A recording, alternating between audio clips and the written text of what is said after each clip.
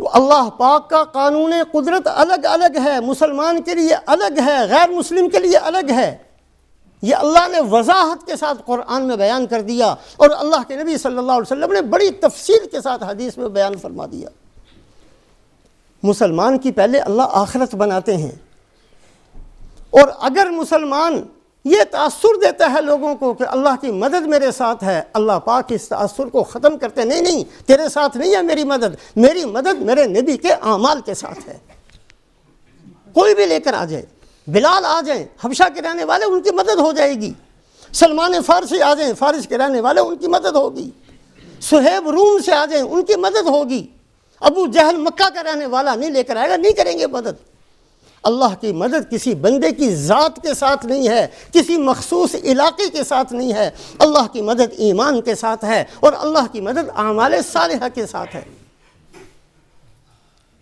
تو اللہ پاک یہ جو آج بہت سارے بندے کہہ دیتے ہیں جی ہم کچھ نہ کچھ تو کرتے ہیں نا، یہ کافر تو کچھ بھی نہیں کرتے، پھر ان کی مدد کیوں ہوتی ہے؟ یہ اتنے خوشحال کیوں ہیں؟ ملکوں پر ان کی باتیں کیوں چلتی ہیں؟ ہماری بات ہمارے گھر میں بھی نہیں چلتی، ہم اتنے کسب و پرس کیوں ہو گئے؟ ہمارے پلے اتنا ہم ذلیل و رسوا کیوں ہو گئے؟ بھائی اس لیے کہ ہم نے اعمال کو چھوڑا ہے،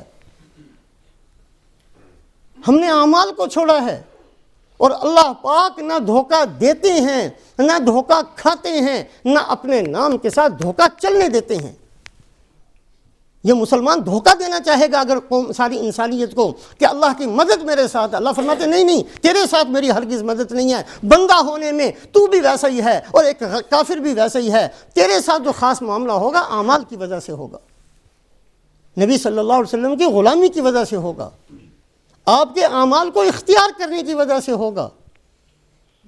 تو آج اگر علماء یہ کہتے ہیں، اہل علم یہ کہتے ہیں کہ ہمارے گناہوں کی وجہ سے، وہ ٹھیک کہتے ہیں۔ قانون قدرت الگ ہے دنیا کے لیے، قانون قدرت الگ ہے مسلمان کے لیے اور غیر مسلم کے لیے۔ آخرت میں سب کے ساتھ ایک جیسا معاملہ ہے۔ قانون قدرت الگ کیوں ہے؟ اس لیے کہ اللہ اپنے نام پر دھوکہ نہیں چلنے دیتے زمین پر۔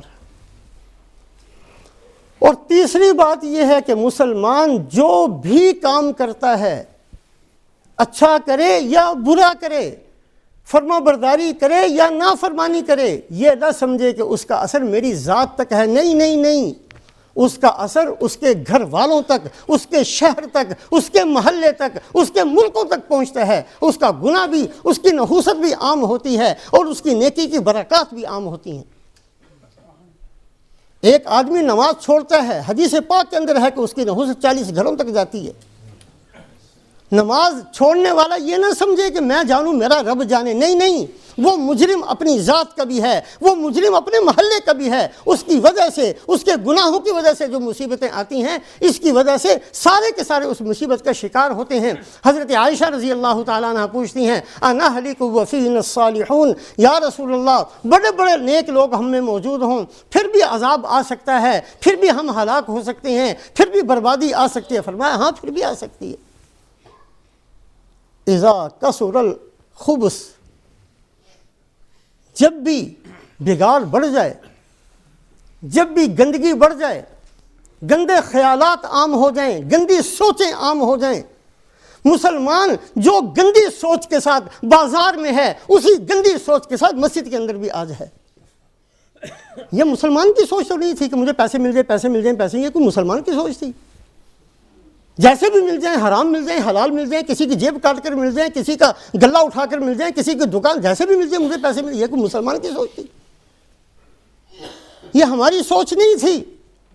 مسلمان کی سوچ یہ تھی کہ میں بھی جنت میں چلا جاؤں، میرا پڑوسی بھی جنت میں چلا جائے، جس شہر میں میں ہوں وہ شہر والے بھی جنت میں چلے جائیں، کوئی بھی جہنم کا مستحق ہو کر دنیا سے نہ جائے۔ اس طریقے سے میں نے زندگی گزاری، یہ تھی مسلمان کی سوچ۔ مسلمان کی نیکی بھی متعدی ہے، مسلمان کا گناہ بھی متعدی ہے۔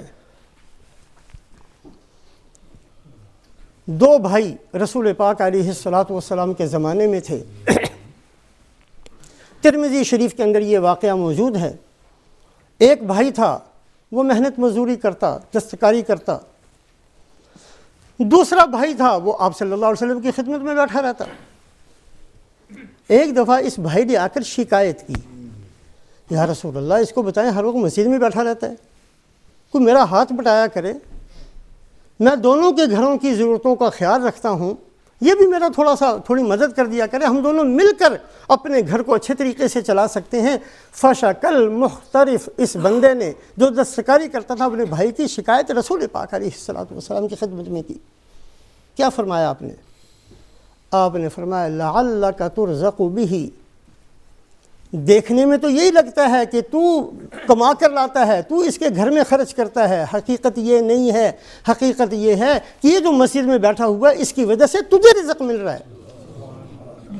یہ جو اللہ کے نبی صلی اللہ علیہ وسلم کی خدمت میں بیٹھا ہے، زندگی سیکھ رہا ہے، آخرت بنانا سیکھتا ہے، لوگوں کی آخرت کا فکر کرتا ہے، اس کی برکت سے لعلک ترزق بہ، اے بندے اس کی وجہ سے تجھے رزق مل رہا ہے۔